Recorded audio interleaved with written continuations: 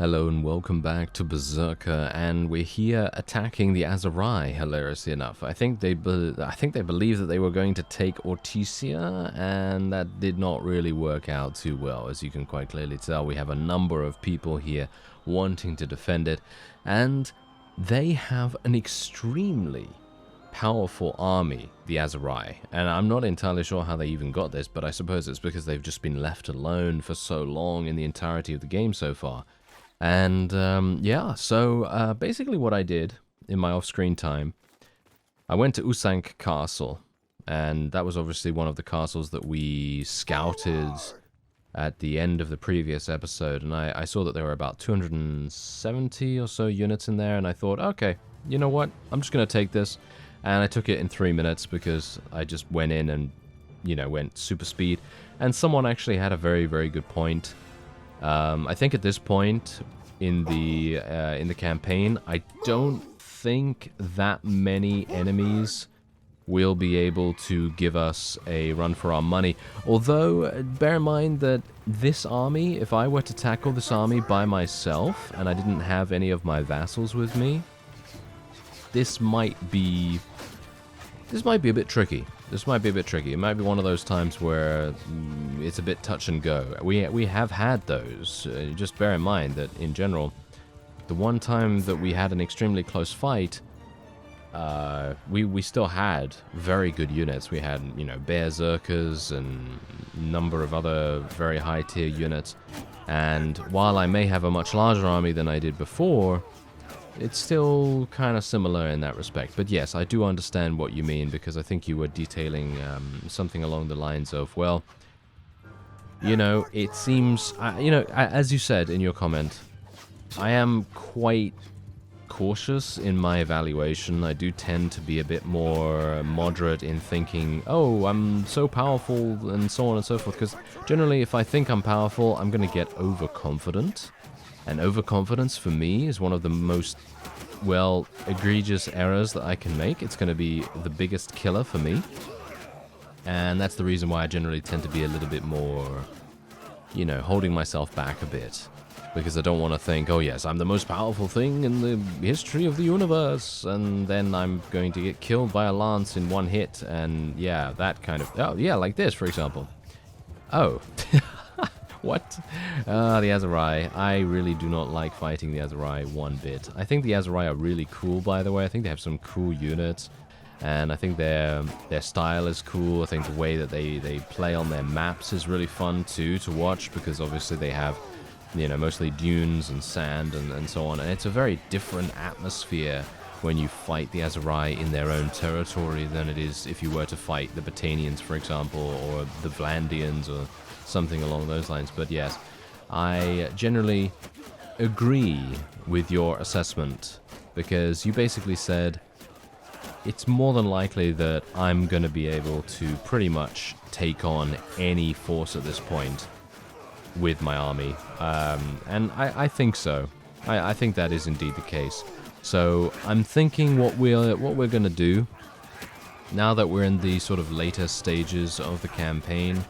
I'm thinking we're about to see the end. We're about to see the end of the series. I'm not going to end the series in this episode, because generally I don't really like to end them that suddenly, you know what I mean? I think ending suddenly is not great, and I have had to do that sometimes due to technical problems, and I have always been extremely irritated by that, because I personally don't like doing that. I think that ending suddenly is pretty bad manners in general, but it's also just bad, you know, for a viewing experience, you know. But if technical issues happen, then technical issues happen. But anyway, the point is, I think my plan, and you can tell me whether you agree with this or not, but generally I think at this point, even though this character is super fun and I absolutely love playing with him right now, I think we are pretty good. I think we really don't have anything too much that can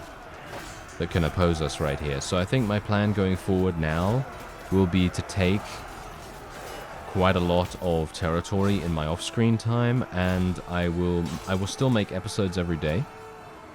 but what I'm going to do is I'll show you more like updates, and I'll show you some key sieges and key battles. Like, for example, this one right here. This is a pretty key battle. There are so many Aserai vassals included in this fight that, in my opinion, this is probably one of the more important ones. This is going to be one of those battles that we kind of look back on in a few episodes and we think, oh yes, that was the time when the Aserai completely shot themselves in the foot by attacking us at that point. Because if they had not done this, and they had remained on the defensive, I think they probably would have had an overall advantage in pretty much every aspect. Because if you just think about how strong this army is, I don't think I would be able to fight against them. You know, under normal circumstances, I don't think I would have been able to fight against them. So that's also something to bear in mind.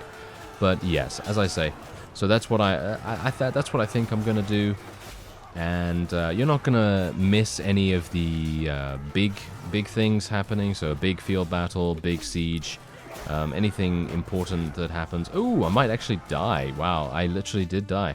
Okay, that is not great, gotta say. That is not great at all, but I guess I will just, you know, tell people to zoom in there.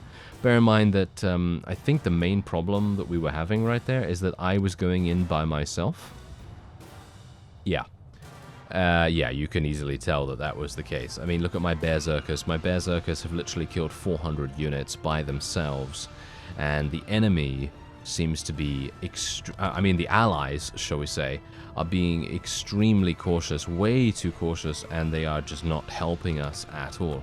But yes, anyway, as I say, I will do full episodes, you know, 20-30 minutes, and we'll see, you know, how far we can get, because I would like to end the series on a full domination of the map. I think that would be really cool to do, and you know, if it's possible, then yeah, that's gonna be really nice. Ah, yes. Also, that's also something that is kind of a bit of an annoyance.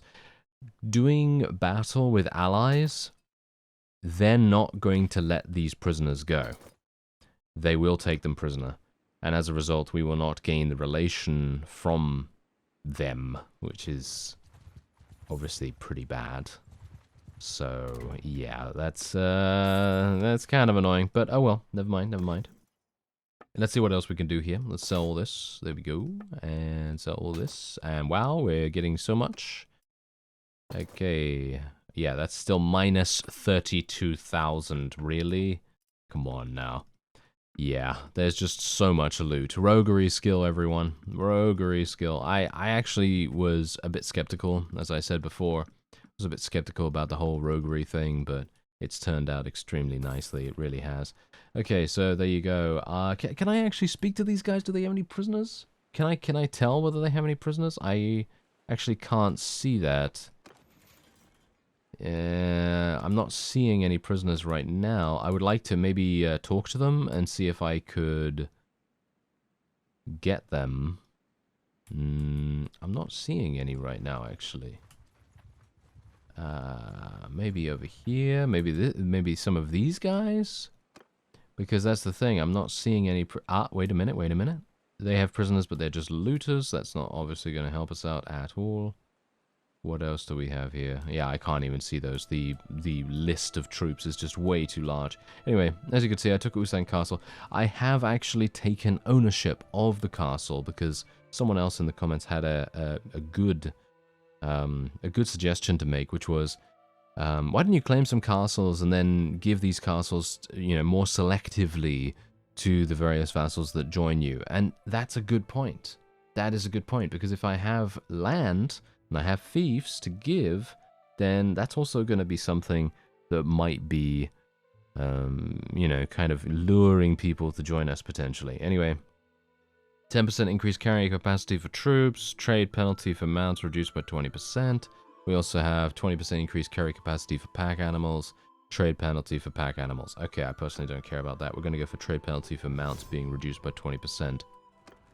It looks like we're going to be helping another vassal to attack some Aserai. I was about to say Saranid, hilariously enough. Oh, Yeah, I suppose when you play a game for how long did I play Warband? 8 years, I think. Yeah, I think something like 8 years. Anyway, point is, I guess when you play a game for that long, you're going to have these kinds of thoughts ingrained into your head, and then you play something new that's in the same universe, and then you think, oh yes, the Saranids, yes, the Swadians, not the Vlandians, the Swadians, all that sort of thing. That's always hilarious. Anyway, we'll do another one of these, and then I'm going to move on to Charas. That is actually under siege right now as we speak by Abelitos' army, and I am very much looking forward to seeing what happens there, because I have not seen the AI be very good at tackling actual town sieges. More likely, they are decent at taking castles, and I do say that, but Pen Cannock is something that was taken recently, and wow, I cannot believe. See, this is exactly what I'm talking about right here. These horse archers, they are the main reason why, in my opinion, the Aserai can be very, very difficult. And also bear in mind that they have thrown weapon users as well. At least some of the tier. But generally, I would say the Aserai are probably some of the best, most balanced units that you can find, with the exception of the Empire, of course, because the Empire has basically everything that you could ever want. They have horse archers, they have lancers, they have crossbowmen, regular archers, and, well, everything else in between, spearmen and heavy cavalry. Well, they do have heavy cavalry, but they have a number of heavy infantry as well. So, yeah, that kind of thing, yeah. Western Empire, well, not Western Empire, but generally any Empire faction is very, very balanced, in my opinion. Probably, would you say the most balanced faction?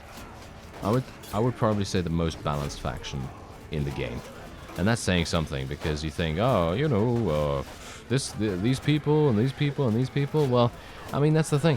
I say balanced in the way that I say they have every unit, basically. They have every unit, and they have no glaring weaknesses. The only weakness that I can really think of in terms of the Empire and their units is the fact that their heavy cavalry, the cataphracts, they don't use shields when they are lancing, as far as I'm aware, because their polearm does not allow them to use shields. That's pretty much the only thing that I can think of that really doesn't inspire too much confidence. But everything else about them, yeah, they're pretty good. They are pretty good. And that's probably also one of the reasons why generally they are a pretty big problem, and why the developers decided to make three factions with the same kind of units, because they are just so balanced. And I think, you know what? I think it would be actually kind of cool if the individual Empire factions would use different kinds of units. And I'm not even talking about different units in general, because that would take a lot of development time. And we got to think about the fact that generally games take a long time to be developed, and to have changes done to them, and so on and so forth. We think, oh yeah, that's a magical change that is just going to happen overnight. No, that's just not how it goes. Obviously, things take time. Now, I'm obviously not saying that we should change every single thing about the Empire troop tree. All I'm saying is, have these factions use a different composition. So, for example, maybe the Western Empire has better spearmen, for example. But maybe not in a stat way, but maybe just in a lore way. In other words, maybe they use more spearmen in their army compositions. And the same thing with the Southern Empire. Maybe say that they are much more cavalry focused, so have them use more heavy cavalry, maybe use more horse archers and so on. And then the Northern Empire, well, we can have them use more crossbowmen or whatever. And that's what I'm talking about, because obviously if you think about how it is at the moment, you fight the Western, Northern, or Southern empires, and you're basically fighting the exact same enemy every single time, which is maybe not the greatest idea. I mean, it doesn't really lend itself very much to, shall we say, variety, but, well, who am I to say? Who am I to say? I just feel like that might be a slightly easier change than just changing the entirety of the, the troop tree. I'm not even suggesting that anyway, but, some people may take offense at that. They have taken offense at that in the past, where I've suggested changes, and these changes, again, I'm not expecting those changes to happen at all, or even within a suitable time frame. I'm not expecting, instant miracles here or anything like that. They are mere suggestions and thoughts that I tend to have, and then I think to myself, oh, maybe that's a cool idea, and that's it. That's as far as it goes, basically. So there's no need to get upset about all that. But there have been people, that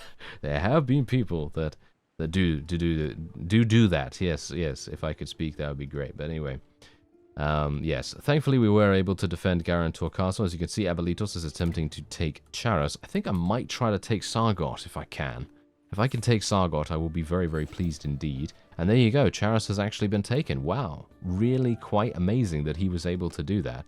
Okay, so let's have a look at Saratus. He's actually got 1 town so far. He has no towns, this fellow. So I'm actually going to give it to this guy.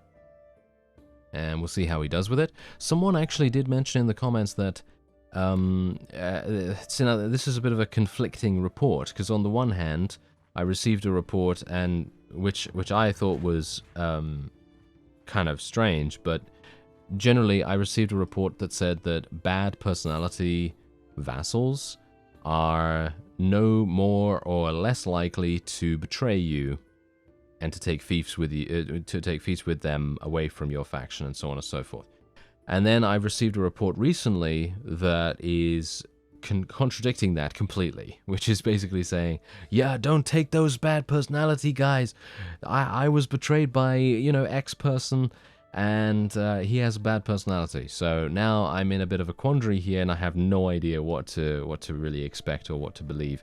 So we're just going to have to deal with what we've got going on here. Hopefully these people are not going to want to defend Sargot. Nope, they seem to be leaving, which is actually hilarious. Anyway, yeah, I'm pretty happy about... Can I do this without getting attacked? Oh, now I'm reeling from that. I am reeling, absolutely reeling from this.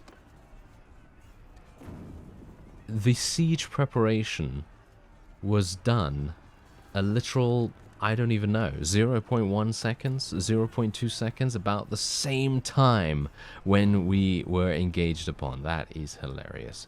Oh my. Why does that always happen? I don't know. Yeah, so this is the bad personality guy. As you can see, he already has 3 castles, and he has 70 relation with us. Maybe I should continue giving him fiefs, or maybe I should not give him. I'm thinking we're going to give this guy the fief of Pencannock, because he already owns a town in the nearby vicinity, so I'm thinking that might be a good idea.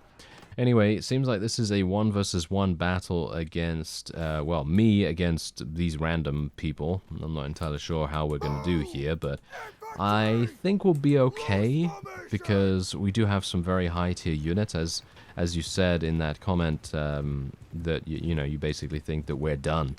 You think that this campaign is done. We are going to win. That's the thing. That's it. That's the end of it. But well, as I say, we'll do a couple more episodes, and I'll see if I can capture the entirety of the map in the meantime.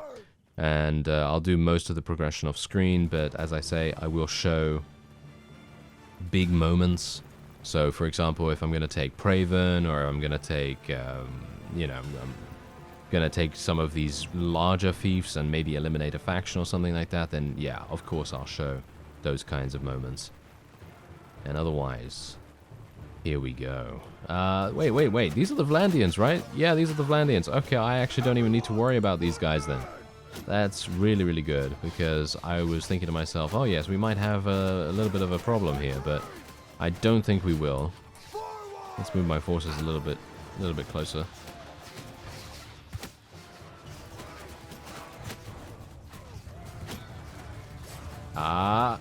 No, thank you.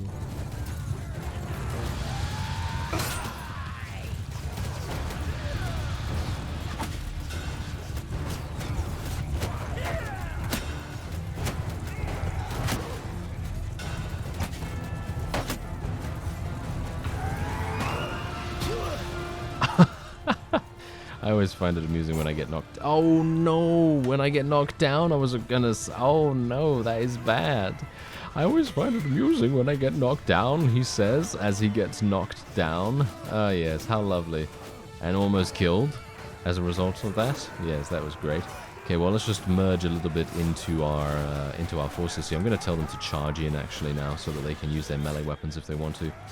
And I'm gonna get ready for some slaughtering. Yes, for some slaughtering. Let's do it.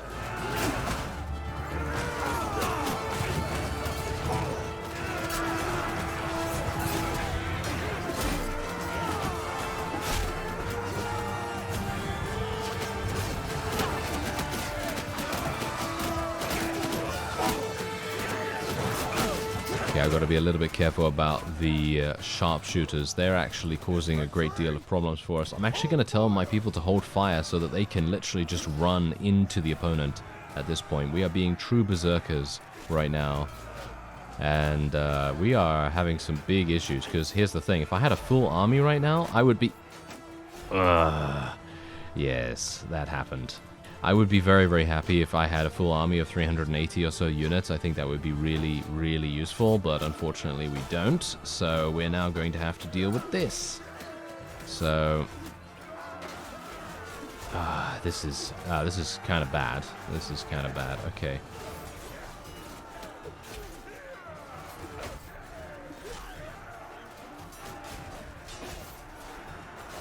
You know, is it just me, or are these noble super bears super tall? They are massive. Yeah, they are not the same as Bruce, that's for sure. Bruce is a lot shorter than this. That's pretty crazy in itself, because I'm not used to having such a large character to move around and everything. But I think we should. Are we gonna be okay even? I don't even know at this point. This is looking pretty bad for me. Okay, gonna tell my people to now continue... Oh, actually, what, they are continuing to fire? Oh, okay, apparently they just went and they were just doing anything. Okay, well that's not exactly what I wanted them to do. Apparently they went into auto-delegate as soon as I died, which was obviously not good. So that was the reason why we actually ended up losing more units than we knew what to do with, I suppose.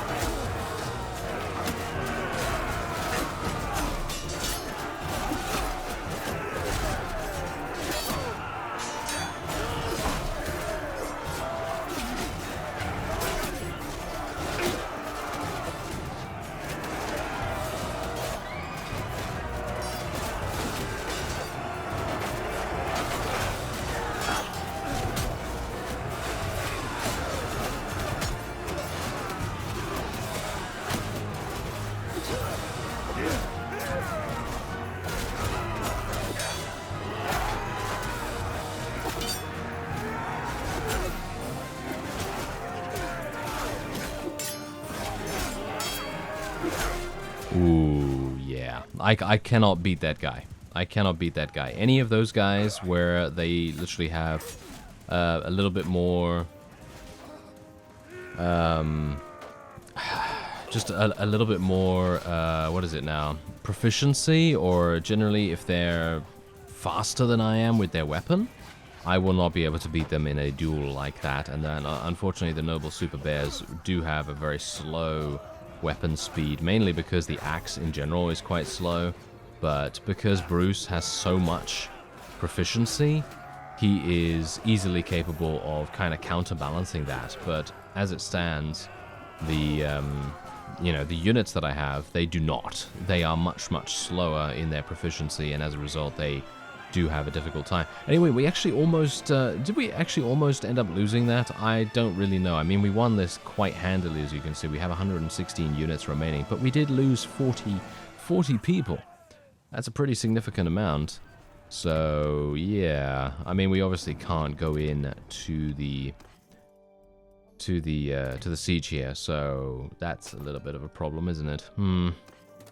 Oh well, never mind. I will just take all of the units and we'll have to leave. Yeah, we will have to leave Sargot, unfortunately. But Charas is very close by, so I should be able to get down there without too many difficulties, hopefully. Let's cross fingers on that. Because, are you gonna fight me, sir? I really hope you don't. Can you leave me alone? Yes, thank you. Okay. Yeah, so our war exhaustion is going up slightly. Oh, hello there. Oh, someone is attempting to take Charas back. Well, I don't blame them, I suppose, but that's kind of irritating. That is kind of irritating. Okay, well, Sargot has now been besieged by the Stygians. That is weird. Okay, so Charas was taken, obviously. That is to be expected. Let's go back to Ortisia then. Where was Abelitos? Oh, there's Abelitos. Oh, wow. There's a lot of very large armies running around here. Look at this. We've got Abelitos' army, we've got Melody's army, we've got Unkid's army. What's going on with that? I have no idea, but apparently they are not defending against Unkid's army for some reason. Oh, there we go. Now Melodia is attempting to change. Look at his combat strength. What is that? That's crazy. And now apparently Northern Empire. Oh, okay. So Aserai is joining their ally, the Northern Empire, in the war against Stygia. That's a very strange thing to do, considering Stygia is literally on, well, on their last breath, basically. So yeah, I have no idea what's going on with that. But anyway, we're just going to sell some more of these horses because obviously, in the previous episode, it was pointed out to me that I have a big herd deficit, and I still do, so let's see what I can do about that. Gonna need to get rid of a couple of these, I guess. Let's just get rid of more of these. We'll get rid of some of these too. And how are we doing now? This is still awful. Wait a minute. Do I have a lot of... Oh, I have a bit of sheep and hog and so on, but yeah... Seems like we have so many harnesses. Oh, these things need to be sold too. Okay, we've got -1 now. I mean, that's not really that good, but obviously Ortisia is now out of money, so I can't really do much else about that at the moment. But there you go. Alright, so not much has happened in this episode, unfortunately. I was able to take Ulsan Castle, and I was able to defeat a very large Aserai army, which is definitely going to set them back a pretty significant amount. But now I'm not entirely sure if Saruk is even available to speak to, because he will probably be... Yeah, as you can see, he is at Odok, and Odok is all the way over here. He is apparently a prisoner of the Crusade. Oh yeah, that's interesting. Okay. Apparently that happened. Anyway, that's going to be it for this episode. I thank you very much for watching, and I'll see you next time.